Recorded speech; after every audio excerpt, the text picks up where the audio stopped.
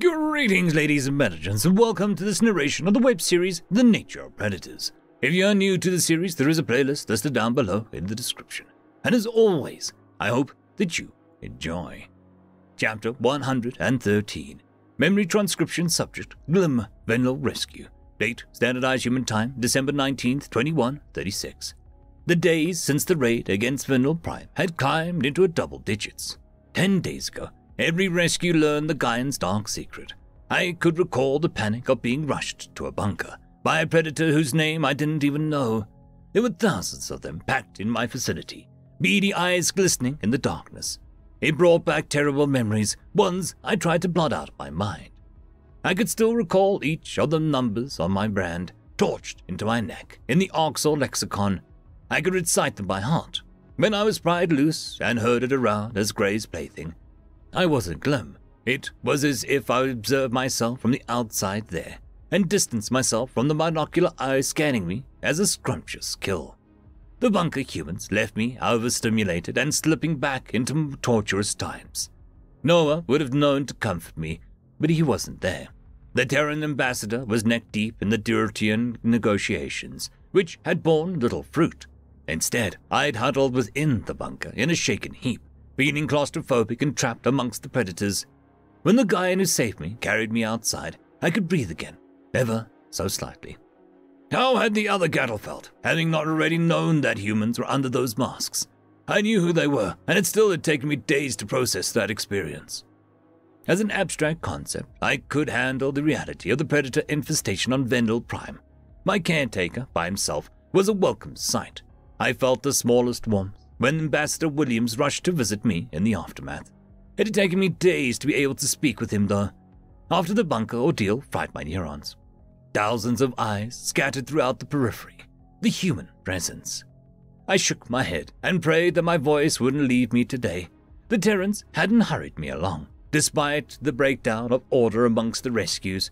However, my promise to aid them in getting through to the cattle hadn't left my memory. I was supposed to deliver a speech the night of the raid, but I clamped up after the nightmare within the enclosed space. So the Durtian are still ringing us along. Now they're asking to see a rescue from the cattle farms. Noah lightly draped an arm over my shoulders, which made me flinch. I'd zoned out as we were walking towards the auditorium. Clem, are you good? You told me that you were all there. I clasped the folded-up speech notes tighter in my paw. Yeah, perfectly fine. I'm just on edge from the raid. Haven't been able to get out of that headspace. Are you sure that's it? Totally. Say, I'm surprised to see Hasey and Sarah talking. She still screams and hides at every human but Sarah. To think that you and her are rays of sunshine.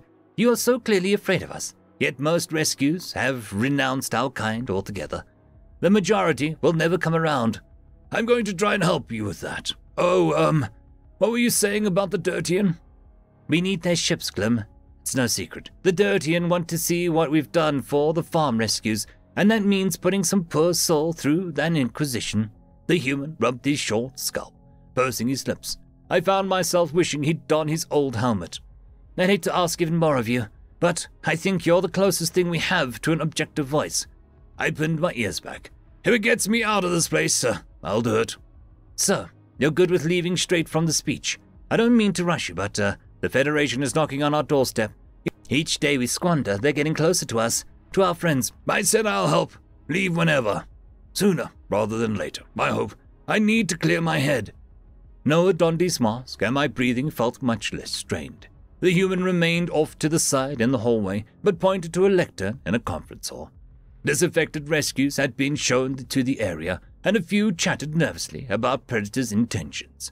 There was a camera to record my words for the Venlo that hadn't been coaxed into the meeting area. I unfolded my speech notes and surveyed the words I'd written before the raid. My conviction had been tested at every turn. I didn't know how I could muster any persuasive abilities. Someone had to give these traumatized Venlo an explanation, if they were to attain any solace. It was shocking to discover the sweet species, who waited on us hand and foot, had the form of our enemy.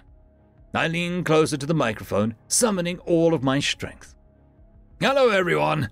To answer your burning question, the Gaians hide their faces because they know what they are. A predator race. They realize the deepest evils with ease, and their past rivals the Orcs are in their horribleness. My voice came out flat, save for the last stutter.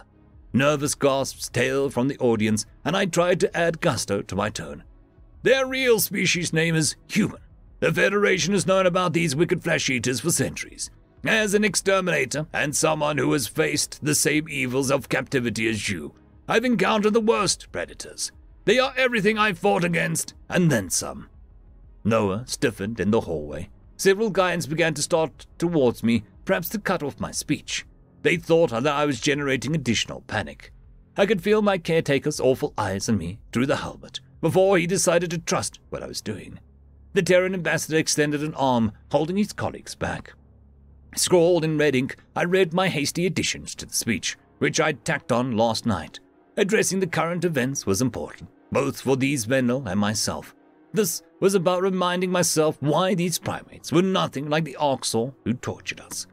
But all of you know that humans act kind and endearing to us. You saw them save Vendel, while the weaker predators cowered alongside us. That was what really happened, Glim. You saw it. Your logical brain knows this. But it's like someone turned a faucet of memories back there. Thousands of them locked in with us for hours, across from makeshift hospitals their people set up, inundated with fear scents and copious amounts of blood. The EMTs clasped packets in their hands and didn't drink them. The Gaian seemed taken aback by my last note, but among the crowd I saw a few tail swishes recognizing that oddity. There had been many things I'd recognized in the outside world, which suggested the predators had carved out ordinary lives here. Vendel and human intermingled across the capital, and banded together in war. Clearing my throat, I hurried through the last bit of my speech. I escaped this very facility weeks ago, and the world I saw wasn't enslaved or suffering. I saw these predators playing fine-stringed instruments, trading fruits, and talking piteously about us. My caretaker pulled me back from an oncoming train, saving my life, and he held me when I mourned my familial tragedy. He felt empathy, as proven by our scientific tests, and he didn't shy away from his species' worst moments. Humans, Gaians, they aren't the least bit predictable, but I believe that they won't harm us today. Is that enough? All I can say is that we've seen them do more than kill, inside and outside these walls. Despite knowing the danger of predators, the Vendel decided to trust them. We have to trust the herd, or we have nothing. I flicked my ears a single time and slunk away from the podium. That was the best declaration I could drum up for the rescues. I hoped that it was what the humans wanted from me. Perhaps Noah wished that I was less honest about their flaws, though he didn't challenge me. My helmeted caretaker merely waved a hand and guided me outside to a car. Being locked in an enclosed space with the predator jogged the horrible memories again, but I kept that thought to myself. I tried to shut off my brain, hoping to disassociate during transit. Fielding dirty questions on behalf of humanity's diplomatic outreach program might be a good way to ground myself. It was a distraction, at least, one which I was relieved to have. Why couldn't I get better? The ornate exterior of the governor's mansion sparkled in the sunlight as he pulled up near the reception lawn.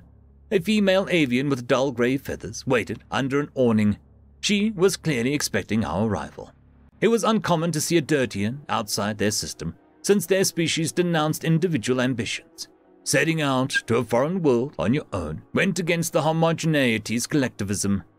I risked a glance at Noah, who had long since abandoned the helmet. The human ambassador was unusually quiet, with a despondent look tugging at his lips.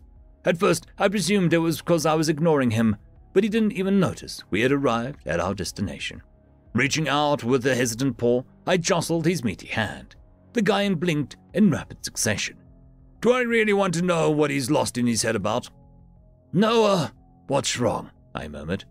The astronaut forced a snarl. Don't worry about it. You have your own problems, Glim, which are much heavier than mine. Besides, we've got to go. The Dirtian ambassador is right there waiting for us. She can wait 10 seconds for you to tell me. I'll feel better knowing. If I tell you, will you promise to get out and talk to the Dirtian without any additional questions or comments to me? Fine. The stampedes. I can't stop thinking about it all. The bodies, the calamity. Thousands died, even with our help. Tarver says that's normal during emergency evacuations on Vendel Prime.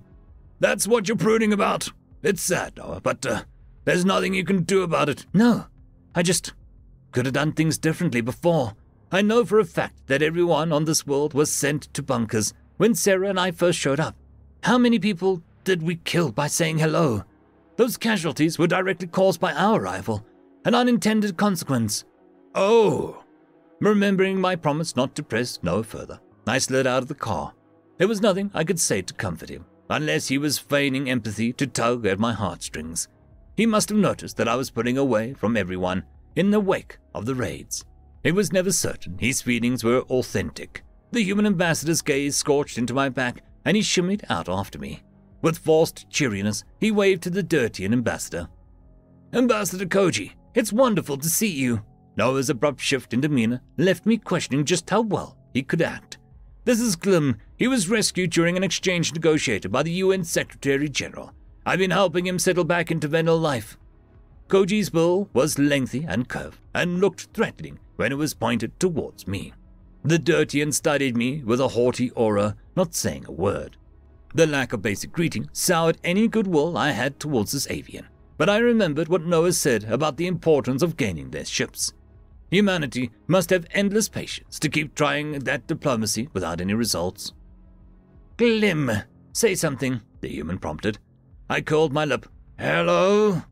Apologies for his shortness, Madam Ambassador. I'm sure you understand the trauma he's recovering from. Feel free to ask him any questions you like. I'd rather do it without the humans monitoring him, Koji clicked. The Dirtian's cold request rubbed me the wrong way, with how she was giving orders as a guest. If Noah was fazed by being told to sod off, he didn't show it. The Terran dipped his head in a respectful gesture and backed away with careful steps. His pupil studied me with concern as I straightened my ears to show that I could handle it. Well, I'll leave you two alone for a few minutes, but I'll have to circle back shortly. This is only Glim's second time out of the facility. His welfare is important to me, the Predator responded, to be greeted with silence. Okay, then, good luck. Noah seems more awkward than usual. I can't blame him, not receiving any positive cues from the Dirtian. Koji inspected me once, then the Gaian vanished. Has the human talked about Malu at all, Glim? Malu? The Dosa homeworld? I asked. I'll take that as a no. In short, the Kolshians raided the planet and are doing stars knows what to the populace. These Terrans made sure to give us all the details, but they care so little for their allies. It's just propaganda to them. They use it as a tragedy to show how the Federation is done, yet they're doing nothing to take it back. They won't protect their allies when push comes to shove, except for Venlo. I thought you wanted to talk to me about the cattle rescues. I don't know why you're talking to me about this. Because you've heard what they really think. You won't just defend them blindly like your government does. Humanity could glass a homeworld and Tavo would be on television the next day talking about how wonderful they are. They just want our ships. They think the homogeneity doesn't know their plan to use us and discard our lives. Ambassador Koji, I. What incentive do we have to go against the Kolshians? We don't want to fight them. We don't even like humans. They're loud, selfish, and brutish in the presentable versions of themselves. Noah's happy to woo us into getting slaughtered and fan the flames of war. I don't like him either, and I want nothing to do with their whole alliance. Listening to someone else insult my caretaker boiled my blood. Despite my jumbled emotions, it was true, by the ambassador's private admission, that humanity was trying to flip neutrals to their small alliance of manpower. However, if the Federation had actually raided the Dosa's homeworld, how could that be turned against Noah? These Dirtian were just wasting the Terran's time, and that pissed me off.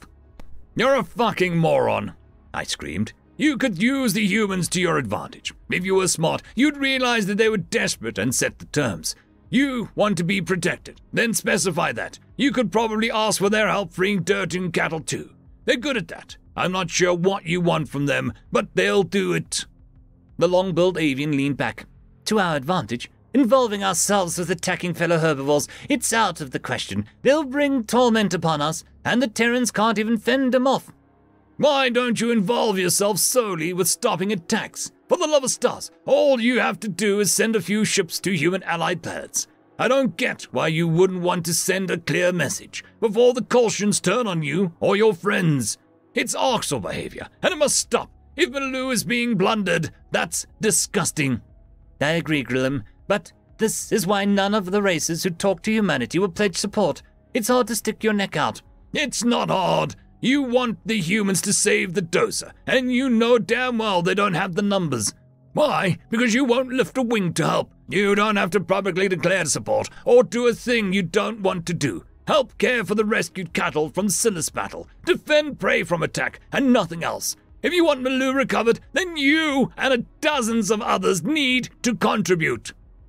Panicked footsteps ran down the walkway, so Ambassador Noah must have heard the commotion. I'd raised my voice to a staggering level in my initial outburst. His binocular eyes were wide with alarm, and he raised his hands in a placating gesture.